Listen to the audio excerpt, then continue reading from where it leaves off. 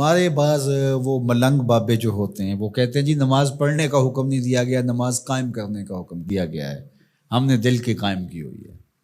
یہ ان کی خود ساختہ توجیہ ہے۔ نماز قائم کرنے کا حکم اہل ایمان کو دیا گیا حضور کی وساطت سے، اور حضور علیہ السلام کو حکم دیا گیا کہ نماز قائم کریں، تو آقا کریم علیہ السلام سے بہتر اس کا مفہوم کون سمجھ سکتا ہے؟ تو آقا کریم نے رکوع اور سجود والی نماز پڑھی اور قیام نماز کا عملی اظہار لوگوں کے سامنے رکھا، پھر اس کے اندر کیفیت کس قدر ہو تو یہ پھر جتنی قربت اللہ کی بندے کو نصیب ہوگی اس قدر وہ آگے بڑھتا چلا جائے گا۔ تو یہ باطل توجیہات یہ جاہل لوگوں کی، جس کے بدن سے بدبو کے ببوکے پھوٹ رہے ہوں اور جس کے جسم میں جوئیں پڑی ہوں اور جس نے 6 سال سے غسل نہ کیا ہو، وہ اس اعتماد سے کہہ رہا ہوتا ہے ہم نے قائم کی ہوئی ہے، ہم نے دل کی قائم کی ہوئی ہے۔ اللہ اکبر۔ تو یہ اس معاشرے میں ایسے لوگوں کو ماننے والے اور ایسے لوگوں کی باتوں کو غور سے سننے والے اور ان جاہلانہ باتوں کو معرفت کی باتیں قرار دینے والوں کی کمی بھی نہیں ہے۔ تو اللہ تعالیٰ جل شانہ سے ہدایت مانگنی چاہیے کہ اللہ ہمیں ہدایت کا نور نصیب فرمائے۔ تو اقامت نماز سے کیا مراد ہے؟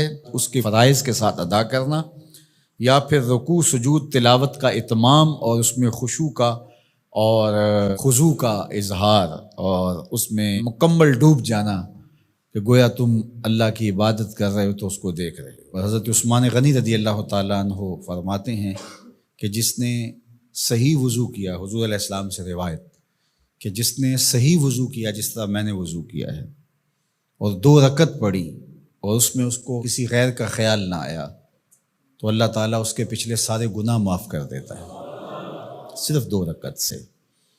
لیکن اگر ساری نماز ہی خیالوں سے بھری پڑی رہی اور تصورات کہیں اور بھٹکتے رہے اور انسان کھڑا نماز میں ہے لیکن بہکتا کہیں اور رہا تو پھر وہ نماز کی صحیح اقامت نہیں ہوگی۔ تو اقامت صلاۃ سے مراد جو ہے وہ یا تو اس کو فرائض و واجبات کے ساتھ ادا کرنا، اور دوسرا مفہوم کے خشوع کے ساتھ پورے اراکین کا اعتدال اور اتمام، تو دونوں اس کے مفہوم بیان فرمائے گئے ہیں۔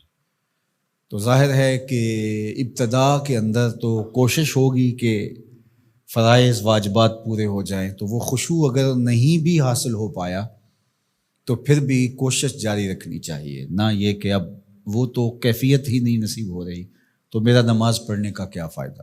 حضرت محدث کچھوچوی علیہ رحمہ سے کسی مرید نے کہا حضرت نماز پڑھتا ہوں لیکن لطف نہیں آتا، مزہ نہیں آتا۔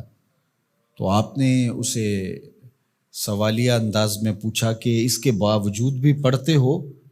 اس نے کہا جی وہ تو فرض ہے، پڑھتا تو ہوں۔ تو آپ جھومنے لگے، فرمایا واہ واہ، تمہیں مزہ نہیں آتا پھر بھی پڑھتے ہو؟ اس کا مطلب ہے تم مزے کے لیے نہیں اللہ کے لیے پڑھ رہے ہو۔ تو اگر لطف آ جائے، وہ کیفیت، وہ حظ، وہ تو بہت بڑی بات ہے، لیکن اگر نہیں بھی ہے تو اس کا فریضہ تو ہے اس کی طرف سے جو عائد ہوتا ہے، تو وہ شکل بنا کے تو کھڑے ہوں، وہ صورت بنا کے تو کھڑے ہوں، تو کسی دن وہ کیفیت بھی پیدا ہو جائے گی۔ خورش دے بدر را جو کب کو حمام کہ یک روز افتد ہمائے بادام۔